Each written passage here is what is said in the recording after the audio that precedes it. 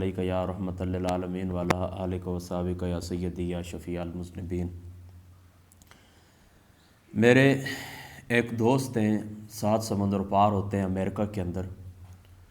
انہوں نے مجھے کل رات کو ایک ویڈیو سینڈ کی ہے حضور نبی پاک صلی اللہ تعالیٰ علیہ وآلہ وسلم کے علوم غیبیہ کے متعلق، کہ دو مختلف مکاتب فکر کے عالم دین ہیں۔ تو ایک نبی پاک صلی اللہ تعالیٰ علیہ وآلہ وسلم آپ کے علم غیب کا اثبات کرتا ہے، ثابت کرتا ہے اس کو حدیث پاک سے، اور دوسرا آقا علیہ الصلوۃ والسلام کے علم غیب کی نفی کرتا ہے۔ تو انہوں نے مجھے کہا کہ اس بارے میں آپ تھوڑی سی گفتگو کر دیں، بلکہ تفصیلی گفتگو کر دیں۔ تو ہماری ڈیوٹی یہی ہے، ہماری جو نوکری ہے وہ نوکری یہی ہے کہ قرآن اور سنت کی روشنی کے اندر جو بات حق ہو، 14 صدیوں کے اندر محدثین نے، مفسرین نے قرآن اور سنت کا مفہوم جس انداز میں پیش کیا ہے، ان کے طرز پر، ان کی تعلیمات پر، ان کے انداز پر وہ بات اپنے مسلمان بہن بھائیوں تک پہنچائی جائے۔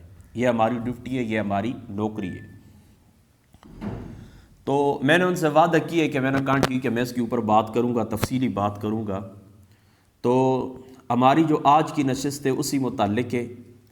اس کو انشاءاللہ تعالیٰ، یعنی یہ جو گفتگو ہے اس ویڈیو کے متعلق، اس کو ہم تقریباً 3 نشستوں کے اندر بیان کریں گے۔ آج کی ہماری جو نشست ہے، تو اس نشست کے اندر انشاءاللہ تعالیٰ ہم اس طرح کریں گے کہ کچھ اصولی باتیں میں آپ کو بتاتا ہوں، پھر دوسری نشست کے اندر ویڈیو کے اوپر گفتگو کریں گے۔ وہ جو عالم دین ہیں ثاقب رضا مصطفی صاحب، انہوں نے جو حدیث پاک پیش کی وہ میں آپ کو پڑھ کے سناؤں گا جامع ترمذی شریف سے، اور تیسرے آخر میں جا کر پھر وہ جو جس شخص نے علم غیب کی نفی کی ہے اور وما هو علی الغیب بدنین، اس سے ایک استدلال کیا ہے، تو انشاءاللہ تعالیٰ تیسری نشست کے اندر ہم اس کا جواب پیش کریں گے۔ اصولی باتیں آپ یہ یاد رکھیں، 3 باتیں میں آپ کو بتاتا ہوں، آپ نے ذہن کے اندر رکھنی ہے۔ سب سے پہلے آپ یہ بات یاد رکھیں کہ قرآن اور سنت دونوں کے اندر نصوص سے، یعنی قرآن پاک کی جو آیات بینات ہیں ان سے اور حدیث رسول سے یہ بات سمجھ آتی ہے، ظاہر سے یہ بات سمجھ آتی ہے کہ اللہ تعالیٰ کی ذات اقدس کے سوا کوئی بھی غیب نہیں جانتا۔ یعنی قرآن کی بات، آیات بینات وہ ہیں کہ جن سے یہ ثابت ہوتا ہے کہ اللہ تعالیٰ کی ذات کے سوا کوئی بھی غیب نہیں جانتا، اور دوسری آیات بینات وہ ہیں کہ جن سے یہ ثابت ہوتا ہے کہ اللہ تعالیٰ کے بندے بھی، یعنی اللہ کی ذات کے سوا اللہ تعالیٰ کے بندے بھی غیب جانتے ہیں۔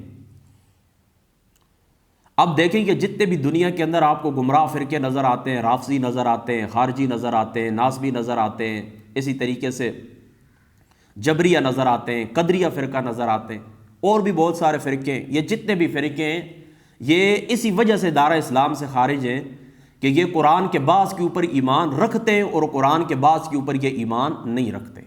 افتؤمنون ببعض الکتاب وتکفرون ببعض، بعض کتاب کے اوپر ان کا یہ ایمان ہے اور بعض کتاب کے اوپر ان کا ایمان نہیں ہے۔ میں مثال بھی آپ کو دیتا ہوں۔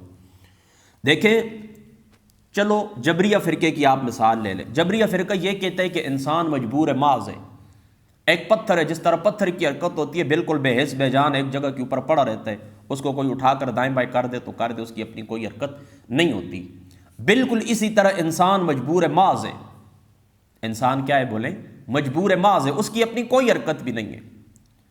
اب ان سے پوچھو تمہارے پاس دلیل کیا ہے، تو وہ دلیل دیتے ہیں وما تشاءون الا ان یشاء اللہ رب العالمین۔ اس کا مفاد یہ ہے کہ اللہ کی ذات کے، اللہ تعالیٰ جو کچھ چاہتا ہے وہی کچھ ہوتا ہے۔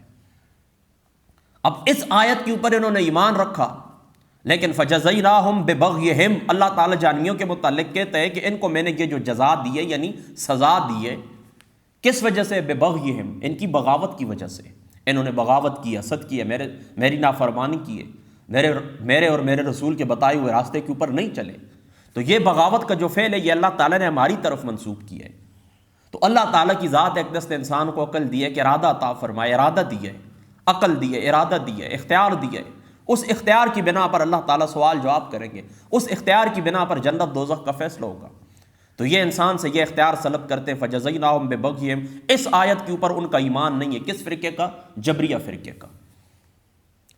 تو قرآن کے بعض کے اوپر یہ فرقے ایمان رکھتے اور قرآن کے بعض کے اوپر یہ ایمان نہیں رکھتے۔ تو اب قرآن کے اندر دونوں طرح کی آیات موجود ہیں، نفی کی بھی اور اثبات کی بھی۔ نفی کی آیات کیا ہے میں آپ کو بتاتا ہوں۔ دیکھیں اللہ تعالیٰ فرماتا ہے قُلْ لَا يَعْلَمُ مَنْ فِي السَّمَاوَاتِ وَالْأَرْضِ الْغَيْبَ إِلَّا اللَّهُ۔ اس آیت کا مفاد کیا ہے کہ اللہ تعالیٰ کی ذات اقدس کے سوا کوئی غیب نہیں جانتا۔ میری بات آپ سمجھ گئے نا؟ تو اس آیت کا مفاد کیا ہے کہ غیب اللہ کے سوا کوئی نہیں جانتا۔ اب دوسری طرف آ جائے، اللہ تعالیٰ کیا فرماتا ہے؟ اللہ تعالیٰ فرماتا ہے وَمَا كَانَ اللَّهُ لِيُطْلِعَكُمْ عَلَى الْغَيْبِ وَلَٰكِنَّ اللَّهَ يَجْتَبِي مِن رُّسُلِهِ مَن يَشَاءُ۔ دوسرے مقام کے اوپر اللہ تعالیٰ فرماتا ہے عالم الغیب فلا یظہر علی غیبہ احدا الا من ارتضی من رسول۔ ان دونوں آیات بینات کا مفاد یہ، مفہوم یہ کہ اللہ تعالیٰ کی ذات فرماتے ہیں کہ اللہ تعالیٰ کی یہ شان نہیں ہے کہ اللہ تعالیٰ کی ذات اقدس کسی کو غیب کے اوپر مطلع فرما دے، کسی کو غیب کے اوپر مطلع فرما دے، لیکن اللہ تعالیٰ اپنے پسندیدہ رسولوں میں سے جسے چاہے چن لیتا ہے غیب بتانے کے لیے۔ یعنی کسی کو اللہ تعالیٰ غیب کے اوپر مطلع نہیں کرتا، یہ اللہ کی شان نہیں ہے، لیکن اپنے پسندیدہ لوگوں کو اللہ تعالیٰ غیب کے علوم عطا فرماتا ہے۔ تِلْکَ مِنْ أَنْبَاءِ الْغَیبِ نُوحِیہا إِلَیک۔ اے پیارے محبوب محمد مصطفیٰ، یہ غیب کی خبریں جو ہم آپ کی طرف وہی کرتے ہیں، چوتھی آیت بھی شامل کر لیں وَمَا هُوَ عَلَى الْغَیبِ بِضَنِینٍ۔ اعلیٰ حضرت فاضل بریلوی رضی اللہ تعالیٰ عنہ آپ ترجمہ کرتے ہیں کہ یہ محمد مصطفیٰ تمہیں غیب بتانے کے اوپر بخیل نہیں ہے۔ تو دوستان عزیز، ان چار آیات بینات کا مفاد کیا ہوا؟ پہلی آیت جو میں نے پڑھی اس کا مفاد یہ ہے کہ اللہ کے سوا کوئی غیب نہیں جانتا۔ یہ جو چار آیات بینات پڑھی ہیں ان کا مفاد کیا ہے؟ ان کا مفاد یہ ہے کہ اللہ کے سوا اس کے بندے بھی غیب جانتے ہیں۔ تو میں آپ کو پہلے بتا چکا ہوں کہ وہ جو فرقے ہیں ان فرقوں کی طرح ہم اس طرح نہیں کریں گے کہ ایک کو لے لیں گے اور دوسرے کو چھوڑ دیں گے، نہیں۔ ان کے اندر ہمارے جو اکابرین ہیں انہوں نے تطبیق دی ہے، بزرگان دین نے یعنی مفسرین محدثین آپ نے تطبیق دی ہے، اور یہی حال اسی طرح کے بیانات حدیث پاک کے اندر بھی ہیں۔ وہاں پر بھی آپ کو اسی طرح بعض احادیث علم غیب کی نفی کی ملیں گی اور بعض احادیث اثبات کی ملیں گی۔ تو ان کے درمیان تطبیق کیا ہے؟ تطبیق میں آپ کو بتاتا ہوں۔ تطبیق یہ ہے کہ اللہ تعالیٰ نے جہاں پر علم غیب کی نفی فرمائی ہے کہ اللہ کے سوا کوئی نہیں جانتا، تو اس کا مطلب یہ ہے کہ ذاتی طور پر کوئی نہیں جانتا۔ جہاں پر علم غیب کی نفی ہے کہ اللہ کے سوا کوئی نہیں جانتا، اس کا مطلب ہے کہ ذاتی طور پر کوئی شخص علم نہیں رکھتا، وہ علوم غیبیہ ذاتی طور پر کوئی نہیں جانتا۔ اور ہم یہ عقیدہ رکھتے ہیں کہ کوئی شخص کسی بزرگ، کسی پیر، کسی فقیر کے لیے یہ عقیدہ رکھے کہ اس شخص کو علوم غیبیہ ہیں اور ذاتی ہے، اس کے پاس علم ہے اور ذاتی ہے، اور بڑے لمبی باتیں تو چھوڑے، ایک ذرے کے برابر بھی علم جو شخص کسی شخص کے لیے ذاتی مانے وہ بندہ دار اسلام سے خارج ہے۔ تو جہاں پر اللہ تعالیٰ نے علم غیب کی بندوں سے نفی کی اس سے مراد ذاتی علم غیب ہے، اور جہاں پر قرآن سے یہ ثبوت ملتا ہے کہ اللہ کے سوا اللہ کے بندے بھی غیب جانتے ہیں، تو اس سے مراد عطائی ہے، گاڈ گفٹڈ ہے، اللہ تعالیٰ کا عطا کردہ ہے۔ تو ہمارا یہی عقیدہ ہے کہ اللہ تعالیٰ عالم الغیب ہے، اللہ تعالیٰ، اور یہ بھی بندوں کی نسبت سے، ورنہ اللہ تعالیٰ کی ذات جو ہے عالم الغیب والشہادہ، اس سے کوئی چیز غیب ہے ہی نہیں۔ یہ بندوں کے لحاظ سے کہ ہماری لا یدرکہ الحس ولا لا یدرکہ الحس ولا یقتضی بداعۃ العقل، کہ غیب وہ ہوتا ہے کہ جو بداعت عقل سے یا حس سے جو غیب ہو اس کو ہم غیب کہتے ہیں۔ تو اللہ تعالیٰ کی ذات کے سامنے تو کوئی چیز بھی غیب نہیں ہے۔ تو ہم جو کہتے ہیں اللہ تعالیٰ غیب جانتا ہے، تو اس کا مطلب بندوں کے لحاظ سے جو چیزیں غیب ہوتی ہیں وہ اللہ تعالیٰ جانتا ہے۔ تو اللہ تعالیٰ کی ذات کے سامنے غیب اور شہادت برابر ہے۔ میری بات آپ سمجھ گئے نا؟ تو ہم یہ عقیدہ رکھتے ہیں کہ کوئی ذاتی طور پر غیب نہیں جانتا، لیکن اللہ کے بتائے سے غیب جانتا ہے۔ یہ پہلے نمبر کے اوپر ایک بات ہو گئی اصولی۔ دوسری بات یہ یاد رکھیں کہ ہم حضور علیہ الصلوۃ والسلام کے تدریجی علوم کے قائل ہیں۔ تدریجاً یعنی آہستہ آہستہ بلندی کی طرف حضور کے علوم تشریف لیتے گئے۔ حضور علیہ الصلوۃ والسلام کے جو علوم مبارک ہیں وہ آہستہ آہستہ اوپر جاتے رہے۔ تدریجی طور پر آقا علیہ الصلوۃ والسلام کو اللہ تعالیٰ نے علوم غیبی عطا فرمائے، یعنی پہلے ایک علم اللہ تعالیٰ نے علوم غیبی عطا فرمائے، پھر وہ علوم ترقی کرتے گئے، یہاں تک کہ جس وقت حضور علیہ السلام دنیا سے تشریف لے گئے تو حضور دنیا سے تشریف لے جانے سے پہلے اللہ تعالیٰ کی ذات اقدس نے ما کان و ما یکون کا علم حضور علیہ الصلوۃ والسلام کو عطا فرما دیا. یعنی کائنات کی ابتدا سے لے کر کائنات کی انتہا تک، یہاں تک کہ جنتی جنت کے اندر داخل ہو جائیں، دوزخی دوزخ کے اندر داخل ہو جائیں، کائنات کی ابتدا سے لے کر انتہا تک ایک ایک جز کا علم اللہ تعالیٰ نے ذات مصطفیٰ کو عطا فرما دیا. لیکن یہ علوم ساتھ ساتھ ترقی کرتے گئے. یہ بات پھر یاد رکھنا، ہم تدریجی علوم غیبیہ کے قائل ہیں. آپ کو مثال بھی دیں، اور تمام انبیاء کے متعلق ہمارا یہی عقیدہ ہے کہ تمام انبیاء کے جو علوم ہیں وہ ساتھ ساتھ ترقی کرتے گئے. تمام انبیاء کو اللہ تعالیٰ نے علوم غیبیہ عطا فرمائی اور وہ ساتھ ساتھ ترقی کرتے گئے. لیکن حضرت عیسیٰ علیہ السلام، میں آپ کو ایک بات بتاتا ہوں، جب دنیا کے اندر تشریف لائے نا تو حضرت مریم علیہ الصلوۃ والسلام، آپ کو تو اللہ تعالیٰ کی طرف سے حکم تھا کہ آپ نے نہیں بولنا ہے، آپ نے چپ کا روزہ رکھنا ہے. اور مفسرین لکھتے ہیں کہ یہاں پر چپ کا روزہ سے مراد یہ ہے کہ اس زمانے کے اندر جو لوگ روزہ رکھتے تھے تو وہ خاموشی بھی ساتھ اختیار کیا کرتے تھے، یعنی بات چیت وغیرہ نہیں کیا کرتے تھے. بہرحال انہوں نے اپنی قوم سے کیا کہا تھا کہ میں خاموش ہوں، اللہ تعالیٰ کے لیے میں نے چپ رہنا ہے. اچھا، حضرت عیسیٰ علیہ الصلوۃ والسلام پنگوڑے کے اندر 3 دن کے کیا اعلان کرتے؟ قال انی عبد اللہ آتانی الکتاب وجعلنی نبیا. مجھے بتائیں کہ یہ علم کے اوپر دلالت کرتا ہے کہ نہیں، شعور کے اوپر دلالت کرتا ہے کہ نہیں، معرفت کے اوپر دلالت کرتا ہے کہ نہیں، کہ میں اللہ تعالیٰ کا نبی ہوں، اللہ تعالیٰ نے مجھے انجیل عطا فرمائی ہے، وجعلنی مبارکا اینما، اور اللہ تعالیٰ کی ذات اقدس نے مجھے بابرکت بنایا. یہ علوم ہے بچپن کے اندر، یعنی بچپن کو تو چھوڑے 3 دن کے اندر ہے. 3 دن کے بچے حضرت عیسیٰ علیہ الصلوۃ والسلام، یہ علوم کا یہ عالم ہے. تو پھر اللہ تعالیٰ نے بعد میں آپ کو انجیل عطا فرمائی، پھر آپ کے علوم ترقی فرماتے گئے.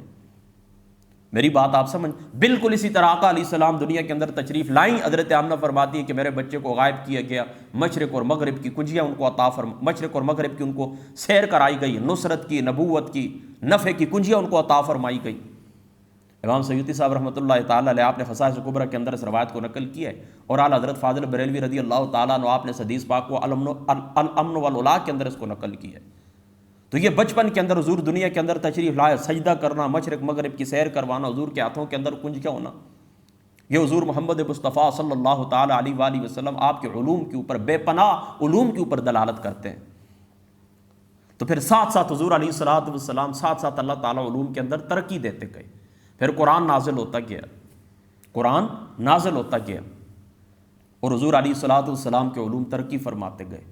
قرآن کی کوئی آیت نازل ہوتی، کوئی اخلاق، کسی اخلاق کا ذکر ہوتا، حضور علیہ الصلوۃ والسلام کی ذات مقدس کے اوپر اس صفت کا رنگ چڑھ جاتا. میری بات آپ سمجھ گئے نا. حضور کے علوم قرآن کے نزول کے ساتھ ساتھ ترقی فرماتے گئے. جب قرآن کا نزول مکمل ہوا تو آقا علیہ الصلوۃ والسلام کے علوم مکمل ہو گئے. یعنی کائنات کی ابتدا سے انتہا تک ہر شے کا علم تفصیلی طور پر اللہ تعالیٰ نے ذات مصطفیٰ کو عطا فرمایا. اور ایک چیز کا ہم استثناء کرتے ہیں، کیا؟ کہ اللہ تعالیٰ کی جو ذات ہے اور اللہ تعالیٰ کی جو صفات ہیں ان کی کوئی حد نہیں ہے. نہ اللہ تعالیٰ کی ذاتاً کوئی حد ہے، نہ صفاتاً کوئی حد ہے. تو حضور علیہ الصلوۃ والسلام اللہ تعالیٰ کی جو ذات ہے اور اللہ تعالیٰ کی جو صفات ہیں، تو ذاتی اور اللہ تعالیٰ کے متعلق جو حضور کے علوم ذات اور صفات کے متعلق وہ ابھی بھی ترقی کرتے جا رہے ہیں. ابھی قبر مبارک کے اندر تشریف فرمائیں، اللہ تعالیٰ آسمان ہے، اللہ تعالیٰ کی ذات اقدس حضور کے سینہ مبارک کے اوپر اپنی ذات اور اپنی صفات کے علوم کے سمندر اللہ تعالیٰ ذات مصطفیٰ کے قلب کے اوپر اب بھی نازل فرماتے ہیں. یہاں تک کہ آگے مشکات شریف کے اندر وہ روایت آئے گی، جب انشاءاللہ تعالیٰ درس مشکات ہوگا میں آپ کو سناؤں گا کہ حضور فرماتے ہیں کہ کل قیامت والے دن ہوگا، میں اللہ تعالیٰ کی بارگاہ پاک کے اندر سجدہ کروں گا اور اللہ تعالیٰ کی حمد کروں گا، اور وہ حمد کروں گا جو اللہ تعالیٰ مجھے اس وقت القاء فرمائیں گے. یعنی اس سے پہلے اللہ تعالیٰ کی ذات اقدس نے وہ اپنی وہ حمد، وہ شان مجھے القاء نہیں فرمائی، آج القاء فرمائی ہے. تو یہ میں اللہ تعالیٰ کی اس وقت حمد کروں گا. تو اس سے یہ ثبوت ملتا ہے کہ اللہ تعالیٰ کے جو ذاتی اور صفاتی علوم اللہ کی ذات کے متعلق ہے، ان کی صفات کے متعلق ہیں، وہ اب بھی حضور علیہ الصلوۃ والسلام کے وہ علوم ترقی فرما رہے ہیں. ہاں دنیا یعنی ما سوا اللہ، ما سوا پتہ ہے کیا ہوتا ہے؟ عالمین پتہ ہے کس کو کہتے ہیں؟ اللہ تعالیٰ کی ذات کے سوا جو کچھ بھی ہے یہ عالمین کے اندر داخل ہے.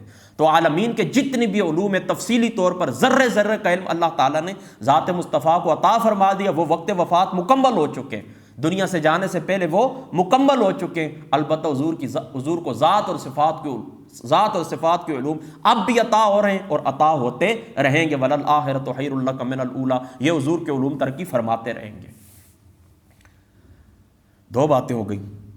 تیسری بات یہ یاد رکھیں، ہم یہ عقیدہ رکھتے ہیں کہ حضور علیہ الصلوۃ والسلام کی جو ذات مقدس ہے ان کو اللہ تعالیٰ نے 3 طرح کے علوم عطا فرمائے ہیں. کہتے ہیں امام راضی نے لکھا ہے کہ معراج والی رات اللہ تعالیٰ کی ذات اقدس کو 3 علوم اللہ تعالیٰ نے عطا فرمائے.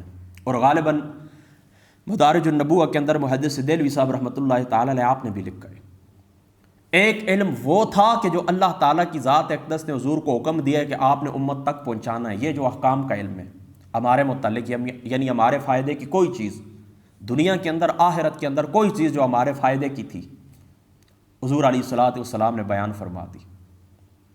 جو چیز ہمیں نقصان دینے والی تھی حضور علیہ الصلوۃ والسلام نے اس سے بھی ہمیں آگاہ فرما دیا۔ یہاں تک کہ ہم یہ عقیدہ رکھتے ہیں، ہم یہ گواہی دیتے ہیں کہ حضور نبی پاک صلی اللہ تعالیٰ علیہ وآلہ وسلم آپ نے رسالت کا حق ادا فرما دیا ہے۔ جو کچھ اللہ تعالیٰ کی ذات اقدس نے ان کو احکام عطا فرمائے تھے امت کی فلاح اور بہبود کے لیے، ان کی دنیاوی اور اخروی فلاح کے لیے، وہ حضور علیہ السلام نے ہم تک پہنچا دیے۔ یا ایھا الرسول بلغ ما انزل الیک من ربک فإن لم تفعل فما بلغت رسالتہ۔ تو ایک قسم کے علوم وہ تھے کہ جن کو امت تک پہنچانا ضروری تھا، اور دوسرے حضور علیہ الصلوۃ والسلام کے علوم وہ تھے کہ جن کو امت سے چھپانا ضروری تھا۔ ٹھیک ہو گئی بات، کلم الناس علی قدر عقولہم، لوگوں سے گفتگو کریں، لوگوں سے گفتگو کریں ان کے عقول کے مطابق، ان کی یعنی دیکھیں نا، ایک شخص اس کی عقل اتنی ہائی پروفائل نہیں ہے تو آپ اس کے ساتھ معرفت کی باتیں کریں، بڑی بڑی مشکل اصطلاحیں اس کے سامنے ذکر کریں، وہ خاک سمجھے گا۔ دیکھیں نا، ایک 5ویں کلاس کا ایک لڑکا ہے یا نرسری پریپ کے اندر وہ شخص پڑھتا ہے، بچہ ہے چھوٹا سا، تو اس کے ساتھ کیا آپ ایم اے کے اندر جو اصطلاحات کتب کے اندر استعمال ہوئی ہیں، ایم اے لیول کی جو کتب ہوتی ہیں، تو ان کی باتیں آپ اس نرسری پریپ والے سے کریں گے؟ کبھی نہیں کریں گے۔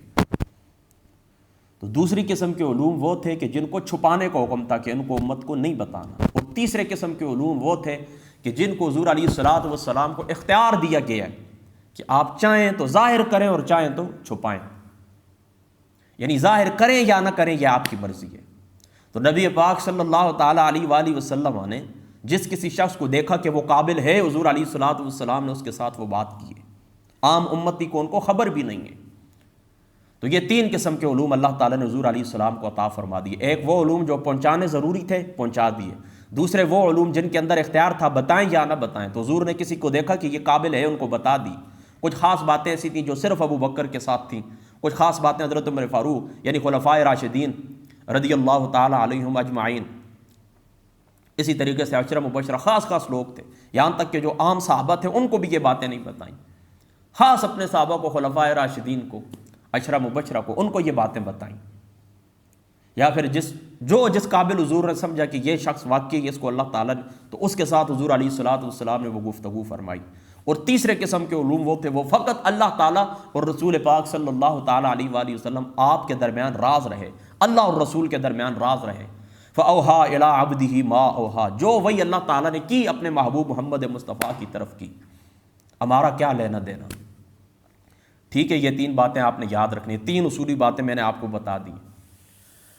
چلو چوتھی بات بھی ساتھ شامل کر لیں، یہ بات میں نے پہلے کی تھی، ہو سکتا ہے آپ کو یاد بھی ہو۔ یہ بات یاد رکھیں کہ جو مطلقاً حضور علیہ الصلوۃ والسلام کے علوم غیبیہ کا منکر ہے، وہ دار اسلام سے خارج ہے۔ یعنی کوئی شخص کہتا ہے نا کہ بالکل کوئی ایک خبر بھی اللہ تعالیٰ نے غیب کی حضور کو نہیں عطا فرمائی، وہ دار اسلام سے خارج ہے۔